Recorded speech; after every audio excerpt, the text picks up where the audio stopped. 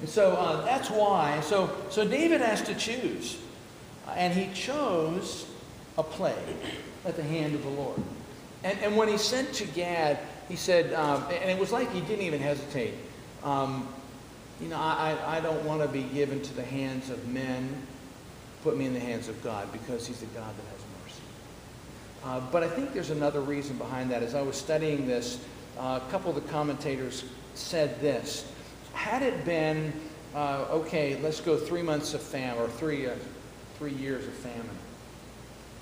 In the king's palace, David likely would not have been affected. He would have had the best of the land, even though there was 3 years of famine.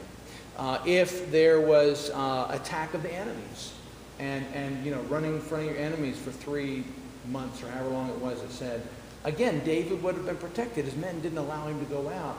But if it's a pestilence, if it's plague, David is equally vulnerable. And David, as you will see as we walk through the rest of the story, David was very, very conscious of the fact that he was the one that had sinned and not the people of Israel. And I think he chose this, yes, because he wanted to be cast upon the mercy of the Lord, but I think it was also because he wanted to be exposed equally and be as vulnerable as his people. David genuinely cared for his people. Now, this is a point that I wrote down, just kind of a practical application. Do your best to avoid stupid mistakes. And I have to say that not so much to you, but to me. So many of the stupid things I've done in life, I did to myself. I've heard somebody saying, you guys have probably already heard this, but if I could kick the person responsible for most of the problems in my life, I wouldn't be able to sit down for a week. Do your best to avoid them, but when you do, God can be trusted to take even your stupidity and even your sin and make something good out of it. You say,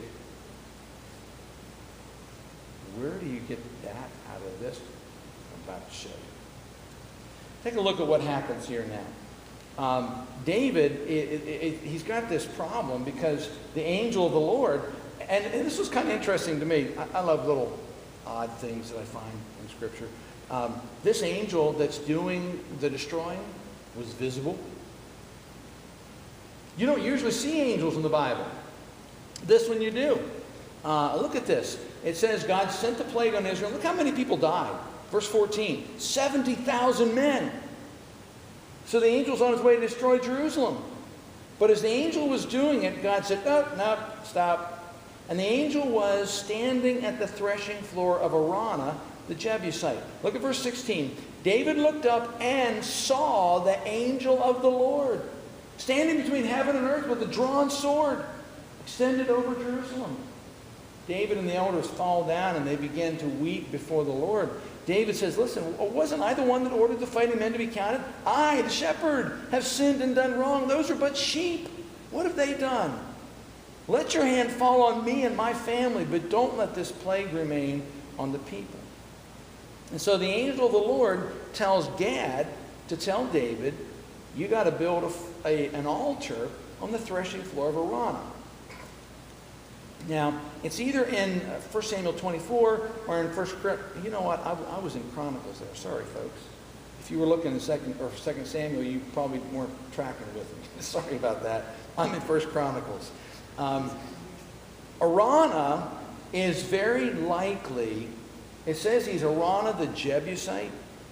And there's either in 2 Samuel 24 or in this chapter, there's a footnote that says, a footnote that mentions King Araunah, the Jebusite. And there is some thought that this guy may have actually been the king of the Jebusites who had been displaced when David and his men took over, but had come to some kind of an agreement with David and had begun to be a worshiper of the Lord. And so anyway, he owns this threshing floor. And so the angel of the Lord says, you need to buy this. So David does buy it. He says, I need to buy your threshing floor. And Araunah says, no, just take it. And David says, no, I'm not going to give something to God that costs me nothing. And that's kind of important. And so he gives him 600 shekels of gold for the site. 600 shekels of gold is like 15 pounds of gold. Now, if you do the math, that's a good piece of money for that piece of property. Now, we got to back up. David offers a sacrifice there. He builds an altar, offers a sacrifice there. And David, what has happened, and the reason it's significant, jump back into 2 Samuel 24 with me. And this time we're going to be down around 18 to 24. He buys the floor. There's that note I was telling you about. In verse 23, it says in NIV, Your Majesty, Araunah gives all this to the king. And on my Bible, it has a footnote there on that verse that says that most Hebrew manuscripts say King Araunah. King Araunah gives all this to the king. And that's when David said, no, I got to pay for it. Now, so what's the significance? How can I say that even when you make a stupid mistake, trust God, He's going to work something good out of it? David did something really dumb when he counted the people. But now God is saying, okay, you need to offer a sacrifice to God on that particular site. Why is that significant? Because that is the site where Solomon builds the temple. The greatest temple that was ever built on the face of the earth. One of the wonders of the world, definitely, was built on the site of Araunah's threshing floor. And out of David's stupid mistake, God brought something good. You want to see something else? David made a colossally stupid mistake when he took Bathsheba as his own wife. Had her husband killed. Every time he saw her, I'm sure he was reminded of what he had done. But whose son does God choose to sit on the throne of Israel? And through whom does the kingly line of David continue? Solomon.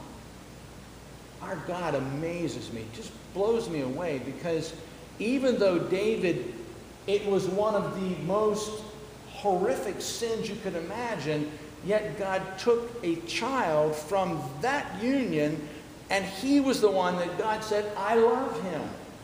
He is loved by God. He even said, name him Jedediah, which means loved by God.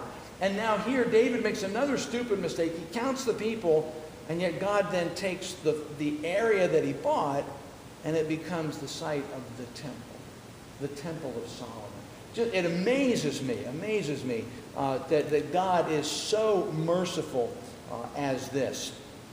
So, a couple of things. When you've got a guilty conscience, how do you respond to it? Well, first off, give in to it. Don't fight it. Don't fight your guilty conscience. Hey, yes, Lord, I'm sorry, I did this. Accept the consequences of your action. David said, I'm in deep distress. Let us fall into the hands of the Lord. But then trust God's goodness and mercy despite the consequences. David understood better than anybody else the love of God. A lot of other things I could share with you, but we got to jump into 1 Kings, because before we get done tonight, David needs to be transferred to his heavenly reward. So now we come into chapter 1 of 1 Kings. And an interesting situation is the only way you can say it. David now is very old, chapter 1 of 1 Kings, verse 1, and he couldn't keep warm even when they put covers on him. And I was reading somebody that wrote, they were talking about this section here, and somebody said, well, it's ridiculous that they would do this and this and this. They should just put more covers on him. Well, I don't know what Bible he's reading, but the one that I'm reading says that he wouldn't even get warm when they put covers on him. Now you're thinking to yourself, okay, David must have been an ancient guy. He must have been like 105 or something. No, David was only about 69 years old right here. I can't help but contrast the 70th year or 72nd year of Saul's life. Saul was out in battle, swinging his sword. He was fighting. He had his armor bearer out there. He was swinging away. He was killing Philistines when he died. He was still strong. David, on the other hand, at 69, he's this broken old man And he's in bed and he can't even get cold. He's shivering because even the covers, I mean, he couldn't stay warm. How'd that come about? David's lived a pretty rough life. I mean, he's been through a lot. He lived as a vagabond, as a fugitive for anywhere between 8 and 12 years. And then things have not always been easy after he came into the kingship. And so he's gone to a lot of battles and he's done a lot of things. And his body has just worn out. It's unfortunate, but it happened. And so here he is, and he's very old. And so his attendants, notice it doesn't say his servants, his attendants. This is probably those who were assigned to take care of David medically. And there seems to have been an idea back then, and Adam Clarke even comments on it and shares some very tactfully worded phrases and a whole long paragraph on this. And it's funny, Adam Clarke says, I could go into this explanation and show you how each of these things applies. He said, but I think it would be best to leave that to your imagination or something like that. It just kind of interested me. So anyway, here's what they said. We need to find a young woman who can serve the king and take care of him. She can lie beside him so that the king may keep warm. Now, strange as it may seem, they felt like that this, now get the picture here now. This is not handsome, strapping young David and this girl's got to come and lay down in bed next to him and keep him warm. This is old dude David, okay? He probably slobbered, at least in his sleep. He probably rambled on and on about, about taking Goliath out and cutting his head off, and all of his wars. He's kind of, sometimes we meet people, they want to tell you their story that they've told you 15 times already. And David may have been one of those guys. And so they find this young girl, Abishag. Abishag is really, and I never thought about this, so I read some guy's post. He wrote a blog post about this. And he likens Abishag and says she is a model of a servant's heart. This young woman, beautiful young woman, she's going about her daily task, probably had some guys, several guys that were interested in her in the area that she lived. And she was thinking that, I'm going to have a really nice life, get me a good husband. And one day there's a knock at the door and there's soldiers at the door. And they take her and she's brought in and she's told, you are now the wife of the king. Really? Where's the king? The old guy in the bed. He can't stay warm. And here's what we want you to do. We want you to take your clothing off, climb in bed with him, keep him warm.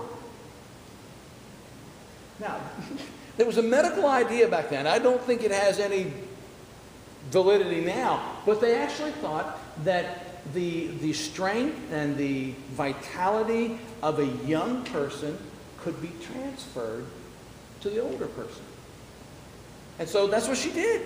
That was her job. I mean, she was a wife. Now, David never did anything to really make her his wife.